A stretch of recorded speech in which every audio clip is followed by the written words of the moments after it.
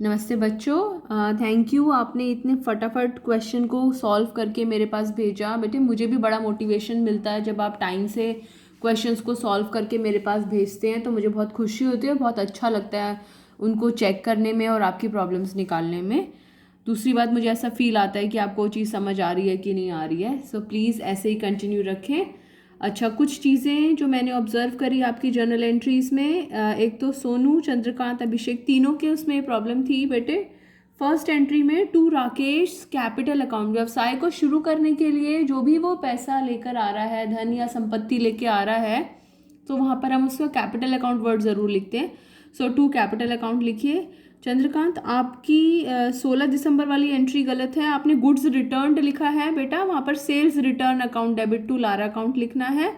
और 25 दिसंबर वाली एंट्री में Tarun account debit 20,000, to cash account 18,500 और टू डिस्काउंट अकाउंट 1500 है। हमारे पास से कैश जा रहा है 18,500 और डिस्काउंट मिल रहा है हमें 1500, और तरुण का खाता जो है वो टोटल 20,000 से हमारा क्रेडिट हुआ था, तो उसको समाप्त करने के लिए 20,000 से डेबिट करना है।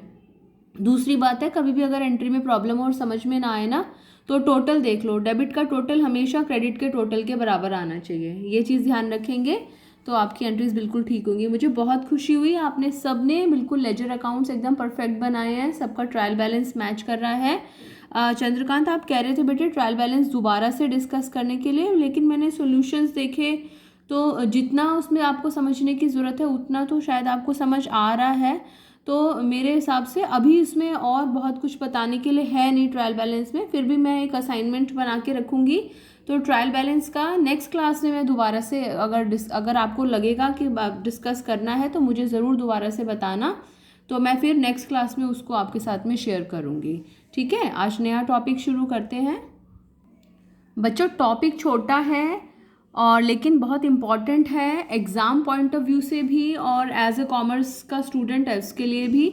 इसमें थ्योरी का क्वेश्चन भी आता है, जैसे वो आपसे पूछ सकते हैं जीएसटी को परिभाषित करो, और जर्नल एंट्री में भी वो आपसे पूछ सकते हैं। थोड़ा सा टाइम लगेगा समझने में, लेकिन क्योंकि अब आपने जर्नल एंट्रीज़ की खूब प्रैक्टिस कर ली है और आपको जर्नल एंट्रीज़ करनी बहुत अच्छे से आ गई है, तो इसलिए आप जीएसटी से रिलेटेड एंट्रीज़ भी बहुत आसानी से समझ जाएंगे।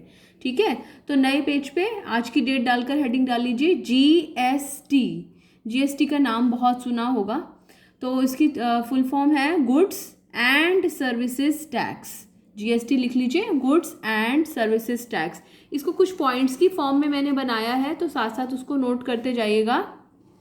पहला पॉइंट ये है कि यह एक अप्रत्यक्ष कर है। देखिए टैक्स जो है बच्चों दो तरह का होता है, डायरेक्ट टैक्स होता है, इनडायरेक्ट टैक्स होता है।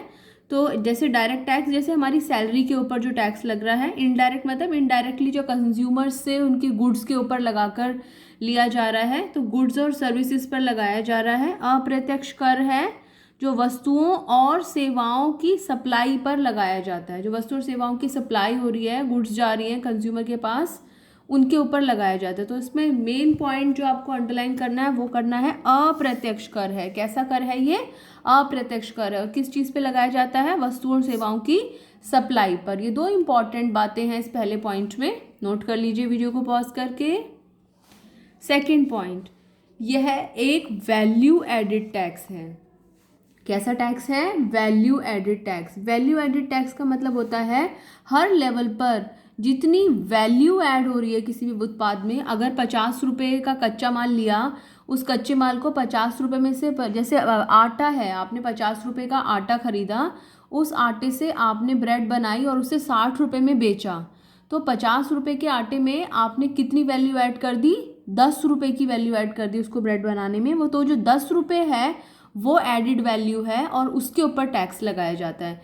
इसमें और ज़्यादा डिटेल हम कॉमर्स में डिस्कस नहीं करेंगे, आप इको में इसके बारे में पढ़ेंगे, वैल्यू एडिड क्या होता है, वैल्यू एडिड टैक्स क्या होता है, इसलिए इस पर मैं ज़्यादा जोर नहीं दे रही हूँ फिलहाल। बस याद रखिए कि जितनी उसकी कीमत एक व्यक्ति के पास आती है, जैसे कॉटन है, रुई है, अगर 20 रुपये की रुई है, उससे थान बना दिया, कपड़े का थान बना दिया, वो 30 रुपये का हुआ, तो 20 की रुई में 10 वैल्यू ऐड हो गई। फिर उस 30 रुपये के थान से 300 रुपये की कमीज बना दी अगर, तो 30 से 300 कितनी वैल्यू ऐड हुई, 270 रुपये की वैल्यू ऐड हुई, तो उस 270 रुपये के ऊपर टैक्स लगाया जाता है। तो ये मतलब होता है वैसे इसका, लेकिन इससे ज़्यादा मैं आपके साथ डिस्कस नहीं करूँगी इसको। तो यह एक वैल्यू एडेड टैक्स है, सेकेंड पॉइंट।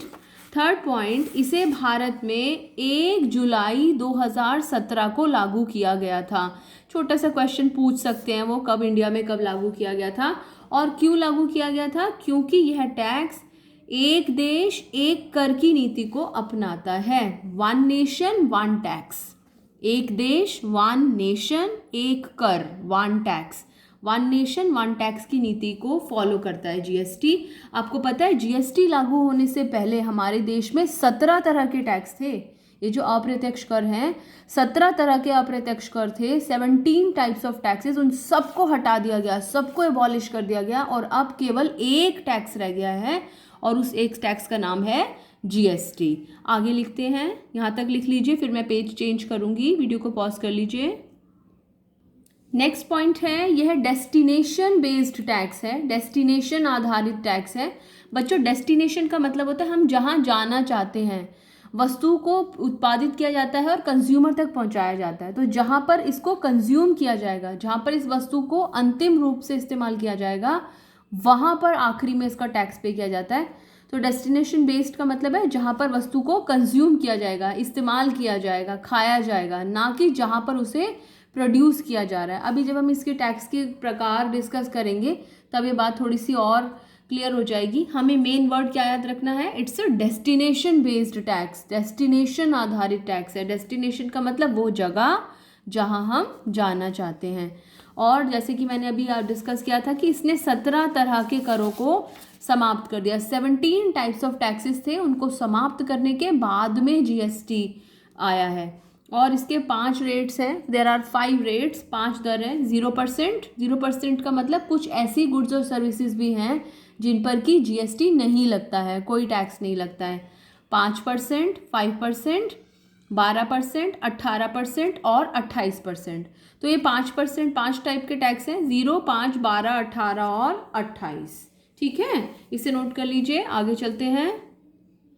तो बच्चों अभी तक तो जो हमने डिस्कस किया वो तो था थ्योरी कि भाई जीएसटी है क्या, कितने टैक्सेस को हटाकर अप्रत्यक्ष कर है, 17 टैक्सेस को हटाकर बना है, 5 श्रेणियां हैं, डेस्टिनेशन बेस्ड टैक्स है।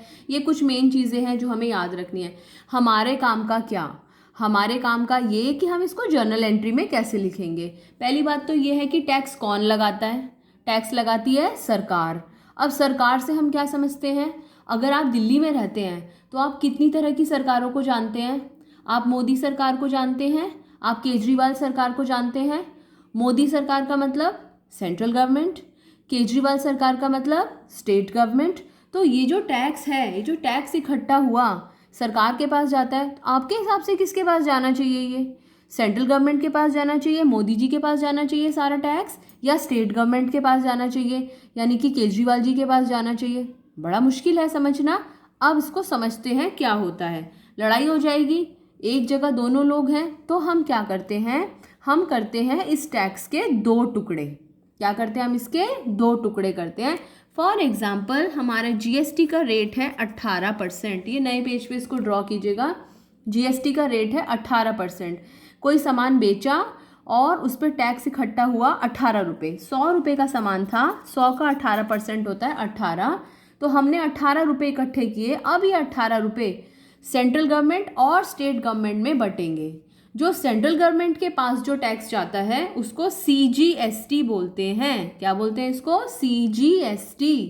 सी से क्या बना, central goods and services tax. और एसजीएसटी से, एस से क्या लगता है, state goods and services tax. अब 18 रुपये इकट्ठे हुए हैं, आपके हिसाब से कैसे बंटवारा होना चाहिए।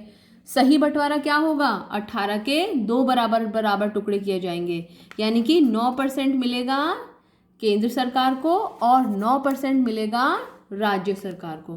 तो जीएसटी के करें 2 टुकड़े, एक गया मोदी जी के पास, एक गया केजरीवाल के पास। मोदी जी का मतलब सेंट्रल गवर्नमेंट, केंद्रीय सरकार, और केजरीवाल का मतलब स्टेट गवर्नमेंट या फिर राज्य सरकार। हर राज्य का अपना चीफ मिनिस्टर होता है। तो कुछ अमाउंट प्राइम मिनिस्टर के पास जाना है, कुछ अमाउंट चीफ मिनिस्टर के पास जाना है। तो टैक्स जितना इकट्ठा हुआ उसके दो टुकड़े करे, आधा दिया सेंट्रल गवर्नमेंट को, आधा दिया स्टेट गवर्नमेंट को। तो जीएसटी के कितने टुकड़े? दो। क्या नाम? सीजीएसटी और एसजीएसटी। 18% के दो टुकड़े 9-9, 5% के दो टुकड़े 2.5-2.5, 28% के दो टुकड़े 14-14। तो जितना भी टैक्स होएगा उसके दो टुकड़े करेंगे और आधा सेंट्रल गवर्नमेंट को देंगे और आधा स्टेट गवर्नमेंट को देंगे। बच्चों इसको ऐसे का ऐसे ही नोट डाउन कर लो। इससे रिलेटेड और इन्फॉर्मेशन अभी नेक्स्ट वीडियो में डिस्कस करते हैं। आई होप इतना आपको क्लियर है।